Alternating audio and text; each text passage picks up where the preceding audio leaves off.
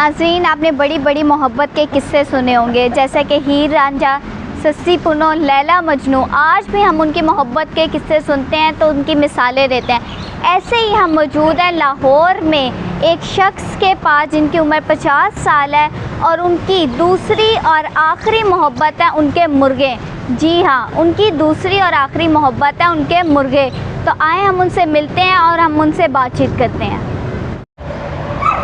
अस्सलाम वालेकुम। जी वालेकुम अस्सलाम। अच्छा, कहा जाता है कि आपकी दूसरी और आखिरी मोहब्बत है आपके मुर्गे, तो ऐसा क्यों कहा जाता है और आपकी पहली मोहब्बत कौन है? पहली मोहब्बत मेरी अल्हम्दुलिल्लाह मेरी बेगम है और आखिरी मोहब्बत अभी तक मैंने डिसाइड नहीं की। मोहब्बतें तो चलती चल रही हैं। अभी लास्ट जो मोहब्बत मेरी हुई है ये पैरेट बीक लॉन्ग टेल से है। इसके बाद और अल्लाह की को बनाई हुई खूबसूरत ब्रीड आ जाएगी तो मैं उससे भी मोहब्बत वैसे ही करूँगा। अच्छा, माशाल्लाह। अच्छा, अपना थोड़ा सा तारुफ करवाइएगा हमारे व्यूवर्स को। मैं मुकम्मल तारुफ कराता हूँ जी। मेरा नाम मोइनुल्लाह खान है और मैं लाहौर से ताल्लुक़ रखता हूँ और शामू की और दूसरी फैंसी पोल्ट्रीज़ की मैं शौक़ करता हूँ। अब मेरे पास लॉन्ग टेल पैरेट बीक अल्हम्दुलिल्लाह आ चुकी है। अच्छा, फैंसी ब्रीड्स पे आप काम कर रहे हैं तो उनकी पाकिस्तान में क्या वैल्यू है?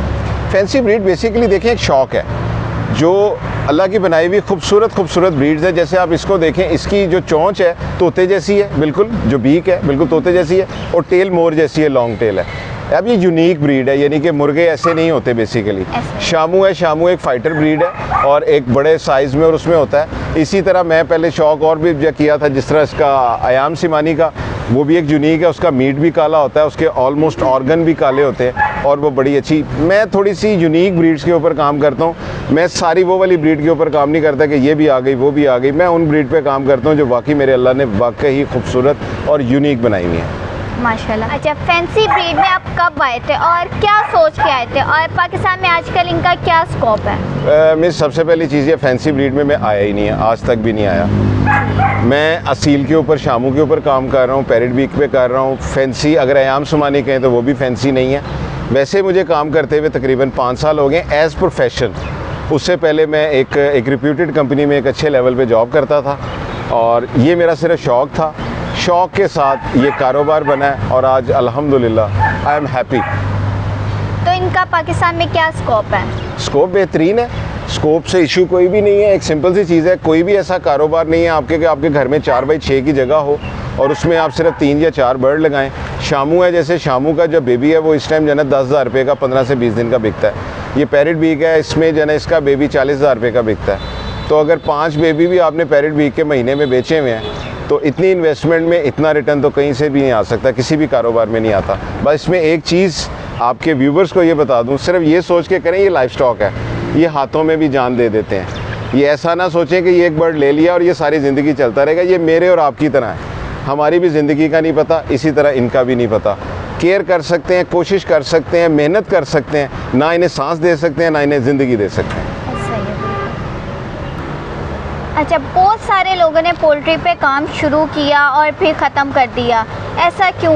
बड़े शौक़ से स्टार्ट करते हैं और बड़ी जल्दी जो है उसको वाइंड अप भी कर देते हैं। चीज़ ये है कि मैंने आपको भी पहले एक चीज़ बताई है कि ये मैंने शौक़ किया है। पोल्ट्री का काम ख़ास तौर पे ये जो हम स्मार्ट फार्मिंग कर रहे हैं इन ब्रीड्स की, इसका काम सिर्फ शौक़ की हैसियत से, नीयत से करें, ये बिज़नेस खुद ही बन जाएगा। अगर आप प्रॉपरली इसको बिज़नेस लेके चलेंगे ना तो फिर वो जब आप कैलकुलेशन में आते हैं ना, इतने महीने में इतने चूज़े नहीं बिके, मेरे जी इतने निकले, इतने नहीं बिके, वो लोग बेसिकली अब जो है ना डिप्रेशन में आके जो है ना फारिग कर जाते हैं। रही बात सेकंड कि जो है ना ये बंद उन्होंने, एक ये चीज़ है। दूसरी चीज़ ये है, मैंने जैसे बताया ये लाइफ स्टॉक है।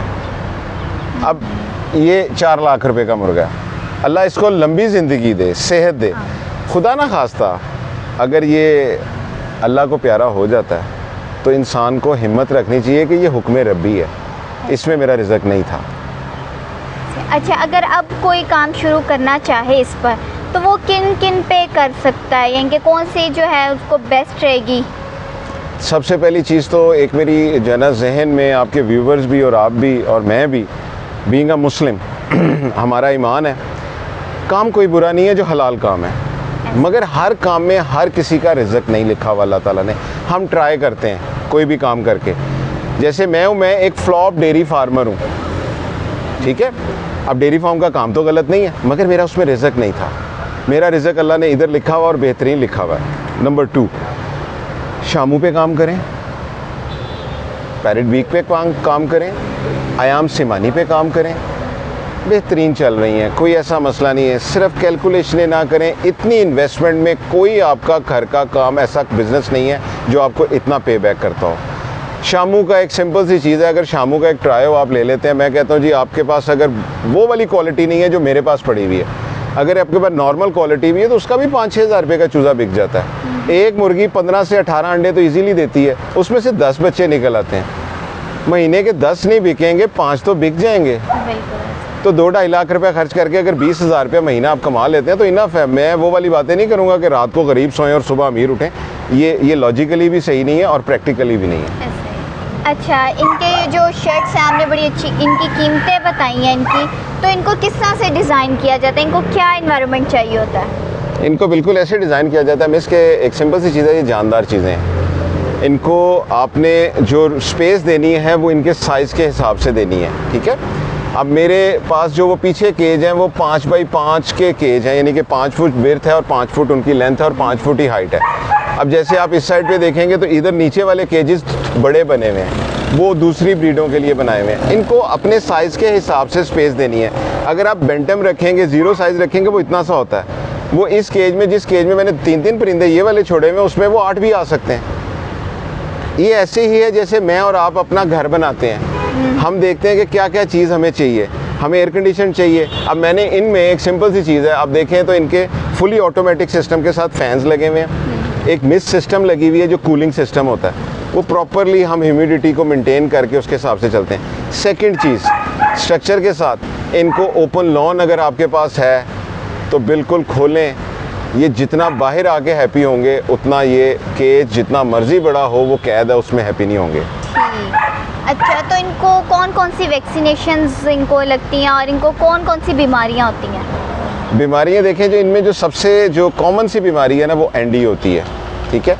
और उसकी वैक्सीनेशन हम जब न्यू बॉर्न बेबी होता है उसको भी वैक्सीनेट करते हैं और उसके बाद उसका पूरे 1 साल का शेड्यूल होता है। जैसे आजकल जो है ना बहुत ज़्यादा आम हुई हुई है फाउल पॉक्स, यानी कि इनके चेहरों पे ना वो दाने फोड़े से निकल आते हैं पानी वाले, उनकी भी वैक्सीनेशन मैं सारी पूरा साल प्रॉपर वैक्सीनेट करवाता हूँ। सेकंड, मेरे पास बाहर से बर्ड आता है, ये सेटअप जो आप देख रहे हैं ये मेरा सेकंड फॉर्म है। एक सेटअप मेरा घर पे है, जो पुराने इंटरव्यूज़ में वीडियोज़ में देखते हैं, ये मेरा पहला इंटरव्यू इस फॉर्म का है।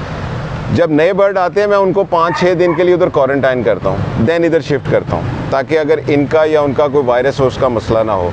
डिसइंफेक्शन, जितने केजेस हैं इनकी डिसइंफेक्शन ज़रूर करनी चाहिए ताकि जरासीम से पाक रहें। जितनी सफाई, जितनी अच्छी वेंटिलेशन आप रखेंगे उतना बर्ड आपका हेल्दी रहेगा। अच्छा, आजकल जैसे बहुत ज़्यादा गर्मी है तो इसमें आप इनको किस तरह से प्रोटेक्ट करते हैं?